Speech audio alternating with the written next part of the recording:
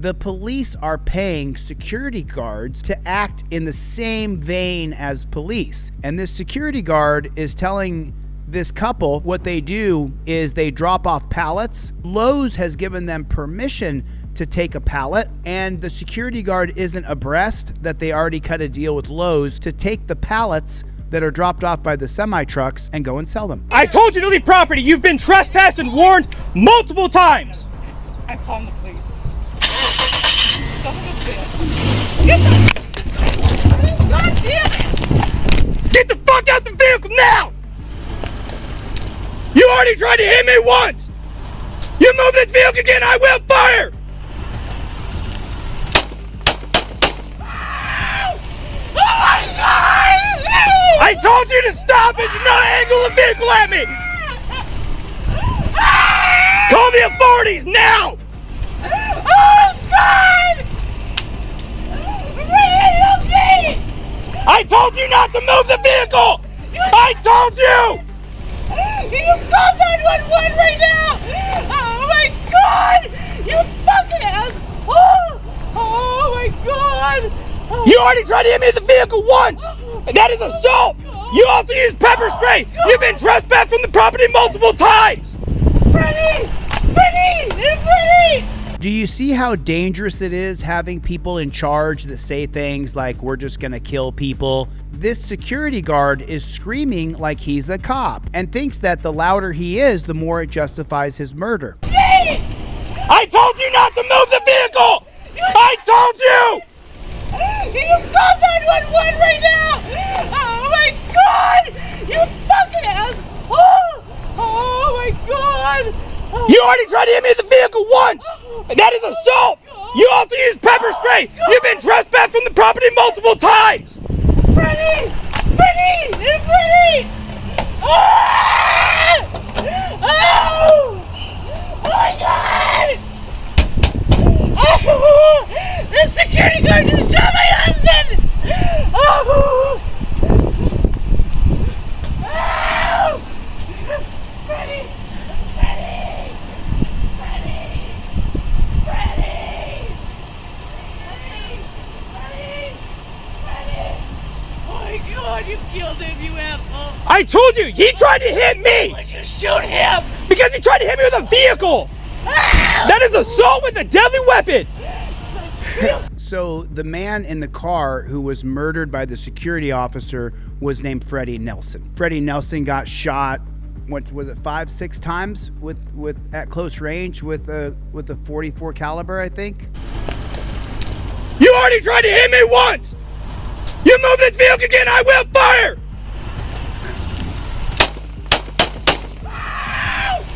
One, two, three, four. Was that 4 shots that he shot Freddie Nelson center mass? Again, I will fire!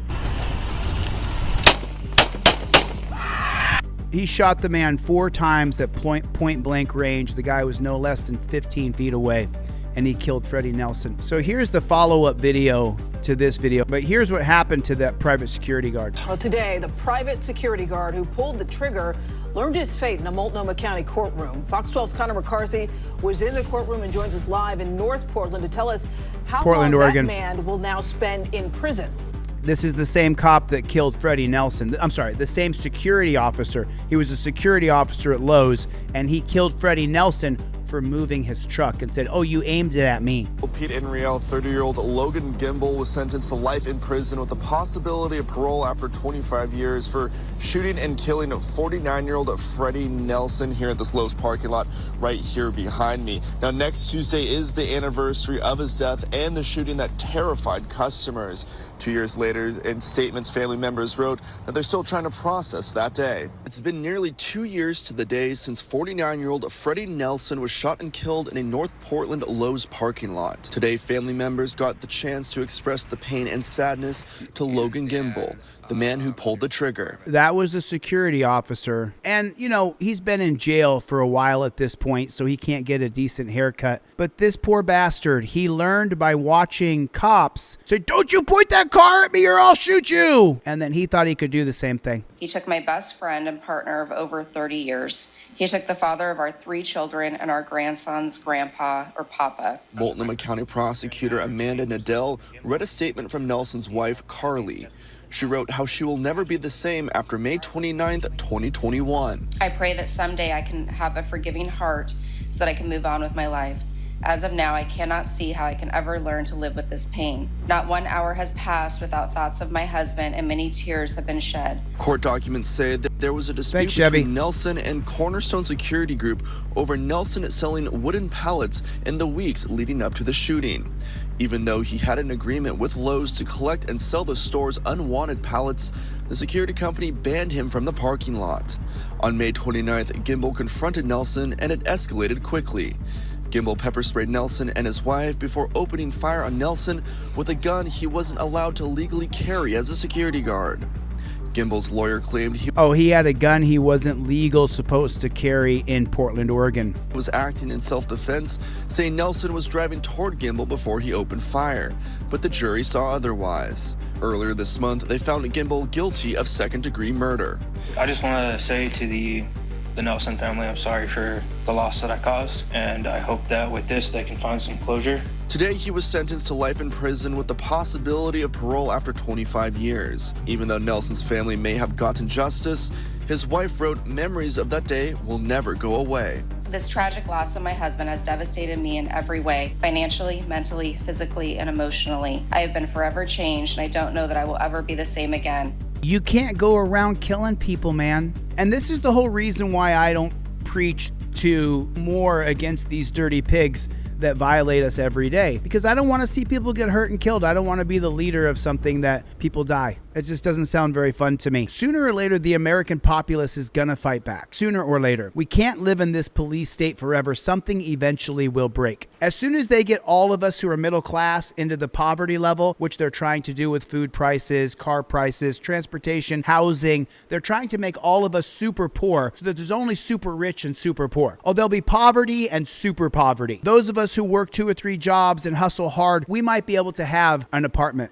that we don't own. We're really facing a dystopian world is what we're looking at right now. And sooner or later, there will be a fight back.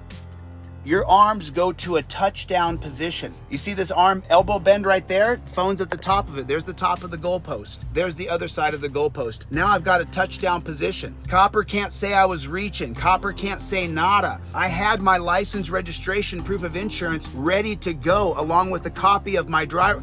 I'm a black man today named Denzel Washington. I had everything ready to go for the jackboot thug pig. I had everything ready to go. License, registration, proof of insurance, everything was together on a laminated card. I already laminated it. I took my time to do it because I don't want this jackboot thug pig to have any kind of power over me. I gave you everything I have to give you required by law. Leave me alone at that point. I'm not gonna play the game of why'd you pull me over. I'm not gonna play the game of do you know how fast I was going. No, no, no, no, no. We've seen time and time and time again that you end up going in torture cuffs, that you end up going to jail. You have to use the trifold. Then the cop says, you know what?